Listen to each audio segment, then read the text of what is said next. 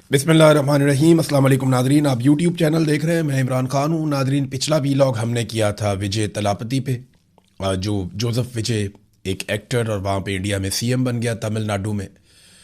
अब उसने सीएम का जब हलफ उठाया तो उसके पास राहुल गांधी और बाकी उसके इत्तेहादी मौजूद थे।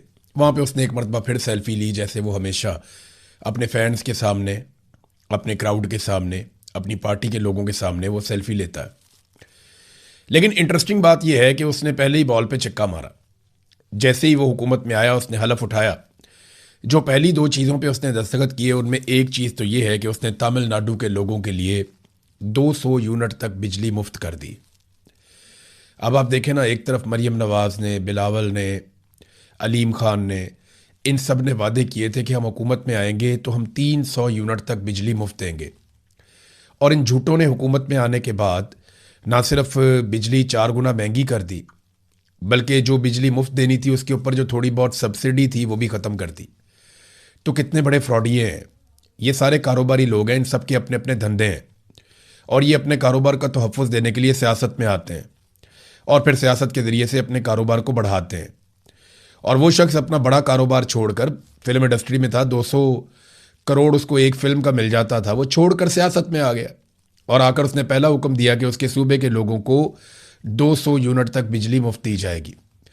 इंडिया में ये पहली रियासत नहीं है जहाँ पे ये हो रहा है। इंडिया में इससे पहले भी कई रियासतें बिजली के ऊपर सब्सिडीज देती हैं, बिजली मुफ्त भी देती हैं। पंजाब के अंदर 300 यूनिट तक मुबैना तौर पे बिजली वहाँ पे फ्री है। कई और जगह पे भी वो ख़ास रियायतें आवाम को देते हैं। अब तमिलनाडु में 200 यूनिट तक उसने बिजली मुफ्त कर दी और उसके अलावा जो दूसरा उसने दस्तखत किया वो ये किया कि ड्रग्स के हवाले से एक स्पेशल टास्क फोर्स बनाई है। ये वहाँ पे बड़ा अहम इशू है। तो ये दो इशूज सबसे पहले उसने दस्तखत किए और पब्लिक ने उसको बहुत सराहा भी इस मामले के ऊपर। पाकिस्तान में जो है ना, वो हमारी तरजीहात ही कुछ और है। हमारे हुकूमती वज़रा ये बता रहे हैं कि क्योंकि हुकूमत टैक्स इकट्ठा नहीं कर पा रही, कौमी ख़जाना खाली है, इसलिए हम पेट्रोल पे लेवियाँ लगा रहे हैं, या ये जो हम महंगाई बढ़ा रहे हैं, या जो इजाफी टैक्सेस ले रहे हैं, चाहे पेट्रोल पे, चाहे बिजली पे, चाहे गैस पे, ये इसलिए ले रहे हैं कि टैक्सेस इकट्ठे नहीं हो रहे, कौमी खजाना खाली है। अब ये वफाकी वज़रा खुद मानना शुरू हो गए। क्यों? ये ना इंपॉर्टेंट बात जो मैं आपको कई दिनों से समझा रहा हूं कि पाकिस्तान में क्रेडिबिलिटी हुकूमत की बची नहीं है। लोगों को आसिम मुनीर साहब पे या उनकी टीम पे बिल्कुल भरोसा नहीं है। इसलिए कोई भी पाकिस्तान में पैसा लगाने को, कारोबार करने को तैयार नहीं है, ना पाकिस्तान के अंदर ना पाकिस्तान के बाहर। ये तो सिर्फ डोनाल्ड ट्रंप को काम पड़ा हुआ है आसिम मुनीर साहब से, इसलिए उसने गेम चुक के रखी हुई है, आसिम मुनीर साहब की भी और शहबाज शरीफ साहब की भी, क्योंकि ट्रंप को काम पड़ा हुआ है। जब उसका काम निकल जाएगा तो जैसे हमेशा अमेरिका लात मारता है, वैसे ही अमेरिका लात मारेगा। ये उसका एक पुराना तरीक़ाकार है और हमने ये हमेशा होते हुए देखा है। थोड़े बहुत पीनट्स वो हमें दे देगा, उसके बाद वो क्या होगा, हम कर्जा भी नहीं उतार पाएंगे जो हमें कर्जा भी मिल रहा है। तो लोग भरोसा नहीं कर रहे, ना मिलिट्री एस्टेब्लिशमेंट पे, ना मौजूदा जाली हुकूमत के ऊपर, और किसी किस्म का एतबार ना करने की वजह से कारोबारी ज़िंदगी बंद है। लिहाजा अवाम का खून नचोड़ के अब ये पैसा इकट्ठा करते हैं कि कुछ भी करके ये दिवालिया से पाकिस्तान को बचाएं। नादरीन, तरजीहात जब इस तरह की होना तो अवाम को कोई नहीं पूछता। इस लेवल का जुल्म पाकिस्तान में हो रहा है। एक जर्नलिस्ट है जफर नकवी साहब, उन्होंने एक बड़ा ही दिल खराश वाकया रिपोर्ट किया, और ना सिर्फ रिपोर्ट किया बल्कि उन्होंने अल्लाह को हाजिर नाजिर जानकर उन्होंने हल्फन इस बात को रिपोर्ट किया। नॉर्मली जर्नलिस्ट ऐसी बात नहीं लिखता कि मैं अल्लाह को हाजिर नाजिर जानकर हल्फन ये बात कर रहा हूँ, ऐसा जर्नलिस्ट नहीं कहता। लेकिन उन्होंने ये कहा क्योंकि ये वाकया वो ज़ाती तौर पर जानते हैं, उनको अच्छी तरह इसका पता है। वो ये कहते हैं कि मेरा एक जानने वाला लड़का है, पंजाब में गाड़ियों के शोरूम पर काम करता है। इसने किसी वकील से कोई गाड़ी ली, कुछ पैसे रहते थे। ये लड़का और दो लड़के वकील से पैसे लेने वहां पे गए और वहां पे रोला पड़ गया और उस वकील से इनकी लड़ाई हो गई। उस वकील ने इन पर डकैती का पर्चा करवा दिया और 2024 का ये केस है। चंद हफ्ते पहले सीटीडी वाले इस लड़के को उठाकर ले गए और तफ्तीश शुरू कर दी। इस बच्चे की दाईं टांग पर हथौड़ा मारा, नीचे पत्थर रखा और बीच में टांग, और ऊपर से हथौड़ा मारा और बच्चे की टांग का कचूमर निकाल दिया। बच्चे की टांग ज़ाया हो गई। वो एक यतीम बच्चा है। उसकी माँ धाड़े मार मार कर मरियम नवाज को बद्दुआएं दे रही है। पूछना यह था कि पंजाब क्या हलाकू खान की हुकूमत आ गई है, कोई खुदा का खौफ नहीं रह गया, कोई फिरौन और नमरूद के अंजाम से डरो। मेरी आंखों से तो आंसू नहीं थम रहे। अब ये बात एक जर्नलिस्ट बता रहे हैं कि सीटीडी को पंजाब का किलिंग स्क्वाड बना दिया गया है। तुम्हें अदालती इख्तियार इस्तेमाल करने का किसने हक दिया? मावरा अदालत लोगों को कत्ल किया जा रहा है। अब ये एक ओपन सीक्रेट है पंजाब के अंदर कि अगर आप किसी पुलिस वाले को नापसंद हैं तो वो सीसीडी के जरिए आपको मरवा भी सकता है, आपको माजूर भी करवा सकता है, आपके साथ कुछ भी हो सकता है एक जाली मुकदमा दर्ज करके। तो पंजाब में एक पुलिस राज नाफिज कर दिया गया है। देखिए, उन ममालिक में पुलिस ताकतवर और पूरे इख्तियारात के साथ बहुत अच्छी भी लगती है जहाँ पे इंसाफ होता है। पाकिस्तान में तो इंसाफ है ही नहीं। पुलिस का महकमा जो है वो पाकिस्तान के करप्ट तरीन महकमों में से एक महकमा है। अब जब इन लोगों को आप इतने बड़े इख्तियारात दे देंगे कि ये इंसान को कत्ल भी कर सकते हैं, हालांकि ये मावराए कानून है, मावराए अदालत है। आप अदालत में जाएं, केस चलाएं, अदालत फांसी देती है तो दे दे, अदालत उम्र कैद दे सकती है, लंबी सजा दे सकती है। लेकिन यहां पुलिस ने एक आसान रास्ता ढूंढा, जो पसंद नहीं है या जो मुजरिम है उसका फैसला खुद ही कर दो। और बहुत सारे बेगुनाह भी पुलिस के इस बदले की भेंट चढ़ गए। लोगों ने बहुत पैसा दे के अपने मुखालिफिन को भी कत्ल करवाया। अब ये जो मामला है ये उसकी एक वाज़ेह मिसाल है कि वकील के साथ पैसों का रोला था, वहाँ पे लड़ाई होती है, वकील पर्चा करवाता है, बंदा उठवाता है, 2024 में पर्चा हुआ, 2026 में बंदा उठा के नीचे पत्थर रखा, ऊपर टांग रखी, ऊपर से थोड़ा मारा और हड्डियों का कचूमर बना दिया।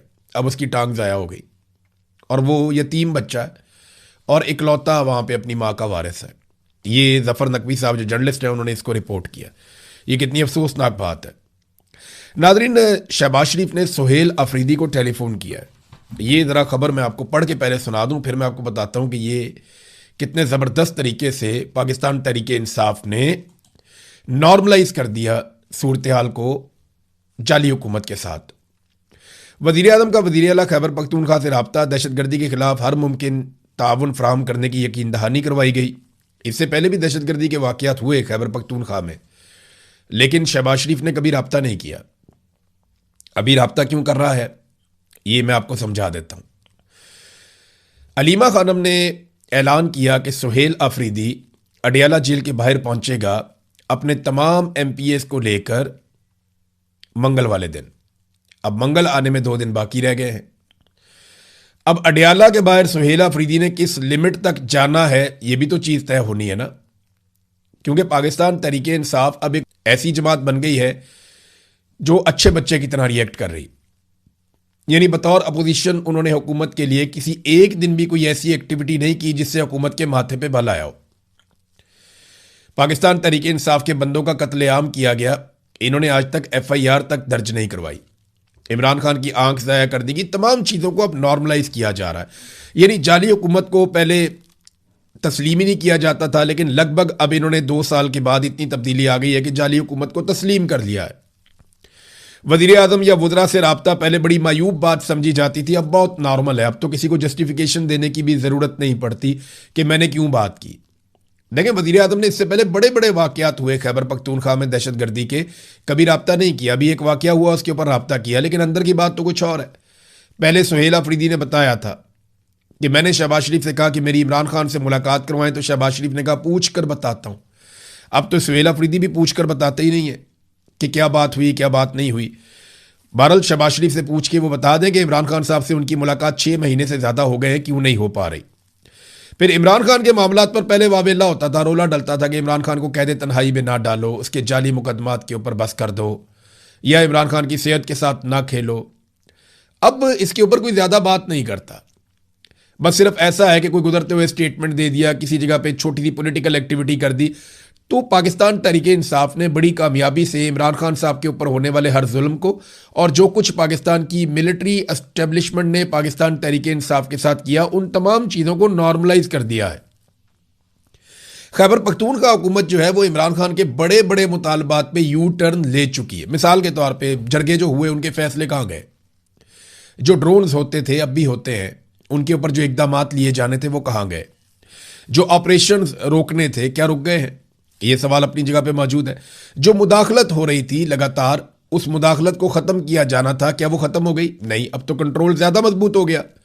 पाकिस्तान तहरीक इंसाफ का एक वफद जाता है जुनैद अकबर साहब की और असद कैसर साहब की क़यादत में, और वो फैसल करीम कुंडी साहब जो इमरान खान साहब की जेल का मजाक भी उड़ाते हैं, वो उनसे जाके मुलाकात करता है। देखिए, अगर सूबाई हुकूमत मिलती है और सूबे के मामलात को तय करती है या डिस्कस करती है फैसल करीम कुंडी से, जो गवर्नर है खैबर पख्तूनख्वा का, तो फिर तो बात समझ आती है। लेकिन जिन लोगों ने तहरीक चलानी है, जिन लोगों ने इमरान खान के लिए आवाज़ उठानी है, वो जाकर मिल रहे हैं जनाब हमारे सूबे में गंदुम नहीं आ पा रही। ये तो बात वज़ीर आला खैबर पख्तूनख्वा ने वज़ीर आला पंजाब से या शहबाज शरीफ से करनी है, या गवर्नर को करनी है तो गवर्नर जाके वफाक को बताएगा, सदर को बताएगा।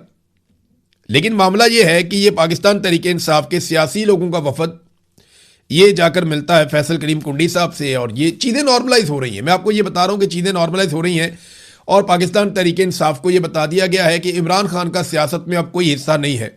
अगर आपने अपनी सियासत बचानी है तो आप चीज़ों को नॉर्मलाइज करें, इन्हीं पॉलिटिकल लोगों के साथ आप गुजारा करें, और मिलिट्री एस्टेब्लिशमेंट के वो गलत करते हैं, ठीक करते हैं, उस तरफ देखना आप छोड़ दें। आसिम मुनीर साहब ने एक खिताब भी किया है, उसमें उन्होंने मीडिया का शुक्रिया अदा किया, उन्होंने सोशल मीडिया का शुक्रिया अदा किया, तमाम पॉलिटिकल पार्टीज़ का उन्होंने शुक्रिया अदा किया कि सब ने इकट्ठे होकर जो भारत ने किया उसका जवाब दिया। तो देखिए, आसिम मुनीर साहब ने अपने मुंह से कह दिया कि पूरा पाकिस्तान इकट्ठा था और तमाम पॉलिटिकल पार्टीज और सोशल मीडिया पे जो साइबर वॉर है उसका मुकाबला सबने मिलकर किया था। तो अब कोई भी टाउट मुंह खोलने से पहले सोच ले कि आसिम मुनीर साहब ने खुद कह दिया है कि सब ने मिलकर किया था, और ये एक हकीकत है। पाकिस्तान तहरीक इंसाफ ने भरपूर साथ दिया था पाकिस्तानी अफवाज का उस वक्त जब इंडिया के साथ पाकिस्तानी अफवाज लड़ रही थी। गो कि उसके बाद मिलिट्री एस्टेब्लिशमेंट ने तहरीक इंसाफ के खिलाफ अपनी तलवार मजीद तेज़ कर ली, अपना टोका और तेज़ करके उन पर फेर दिया, उनको मजीद तबाह बर्बाद किया, इमरान खान साहब के ऊपर ज़्यादा सख्तियाँ की, आइनी तरमीम के ज़रिए से फील्ड मार्शल बन गए, इस्तिस्ना ले लिया, 5 साल की एक्सटेंशन भी ले ली। ये सारे फ़ायदे तो पाकिस्तान की मिलिट्री एस्टेब्लिशमेंट ने, ख़ास तौर पे आसिम मुनीर साहब ने उठाए। लेकिन तहरीक इंसाफ को सिला ये मिला पाकिस्तान के साथ पूरी ताकत से खड़े होने का, कि हालांकि इतने शिकवे, इतने गिले थे उनके, फिर भी वो पूरी ताकत से खड़े हुए। ये उनका बड़ापन है, लेकिन इसके बावजूद उन्हें बाद में मजीद बुरे तरीके से कुचल दिया गया। ये किया गया। नाज़रीन, मैंने कुछ अर्सा पहले खबर आपको दी थी कि एक शख्सियत के लिए मोहसिन पाकिस्तान मरहूम अब्दुल कदीर खान साहब का जो घर है, जो इस्लामाबाद में मौजूद है, उसको तैयार किया जा रहा है। मैंने आपको ये खबर दी थी आज से कुछ अर्सा पहले। अब जनाब ये खबर की तस्दीक आ गई है, और मैंने ये कहा था कि जो इस्लामाबाद के रिपोर्टर्स हैं वो ज़रा पता कर लें अपने तौर पे कि ये किसके लिए किया जा रहा है। तो ये जस्टिस अमीनुद्दीन खान के लिए किया जा रहा था, और इस्लामाबाद के सेक्टर E7 में डॉक्टर अब्दुल कदीर खान का घर उन्हें अलॉट कर दिया गया। इससे पहले उसको बड़ा शानदार तरीके से उनकी मर्ज़ी के मुताबिक बेशुमार कौम का पैसा लगाकर उसको रेनोवेट किया गया, और उन्होंने अपनी मर्जी से पूरा घर विजिट भी किया, जाकर देखा भी, अपनी मर्जी की चीज़ें बताई, यहाँ ये बना दो, यहाँ ऐसे कर दो, यहाँ ऐसे कर दो। शानदार रेनोवेशन के बाद, क्योंकि उन्होंने काम करने हैं ना पाकिस्तान की मिलिट्री एस्टेब्लिशमेंट के कहने के ऊपर, और एक ऐसी आईनी अदालत बनाई गई है जो हर गैर आईनी काम को तहफ़्फ़ुज़ देगी। पाकिस्तान में चाहे फौजी अदालतों में सिविलियन का ट्रायल हो, चाहे पाकिस्तान तहरीक इंसाफ की मखसूस नशिस्तें हों, चाहे कोई भी जुल्म और बर्बरियत हो पाकिस्तान में जो अब आईनी अदालत बनाई गई है, ये तहफ़्फ़ुज़ फराहम करेगी पाकिस्तान की मिलिट्री एस्टेब्लिशमेंट को। तो इन जजों को तहफ़्फ़ुज़ फराहम भी किया जाएगा। वफाकी आईनी अदालत के मुलाजमीन के जुडिशल और यूटिलिटी अलाउंस में मौजूदा बेसिक सैलरी के 50% तक का इजाफा कर दिया गया। नए अलाउंसेस का इतलाक वफाकी आईनी अदालत के तमाम मुलाजमीन पर फौरी तौर पर होगा। पाकिस्तानियों को कुचल रहे हैं, तबाह कर रहे हैं, जबकि उन जजों को और उनके अमले को फ़ायदा पहुंचा रहे हैं जिन्होंने मिलिट्री एस्टेब्लिशमेंट के कहने पे तमाम फैसले करने हैं। हमें बार बार एक बात की जाती है पाकिस्तानियों को, मैं ज़रा इसको क्लियर करना चाहता हूं कि पाकिस्तानी फ़ौज जो सऊदी अरब में गई है ये बहुत बड़ी सआदत है। मेरा सवाल ये है कि इससे पहले तो सबसे ज़्यादा अमरीकी फ़ौज सऊदी अरब में मौजूद है, क्या ये अमेरिका के लिए भी बहुत बड़ी सआदत है? पाकिस्तानी फ़ौज वहाँ पर यह कहती है कि हम मक्का और मदीना की हिफाजत करने के लिए गए, वो तो पूरी दुनिया का हर मुसलमान करेगा।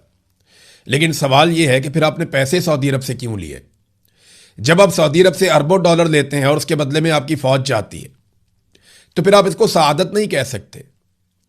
जब अमेरिकी फौज भी वहां पे उसी काम पे मौजूद है और आप भी उसी काम पे मौजूद हैं, तो फिर यह शहादत नहीं हो सकती। ये तो सऊदी अरब की और वहां की हुकूमत की हिफाजत है, और आप ये काम कर रहे हैं और आपने पार्लियामेंट में, कैबिनेट में, किसी जगह पे भी इसको डिस्कस नहीं किया।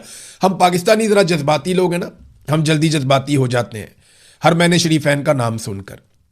हमसे पहले ये शहादत जो है वो अमेरिका को मिल चुकी है।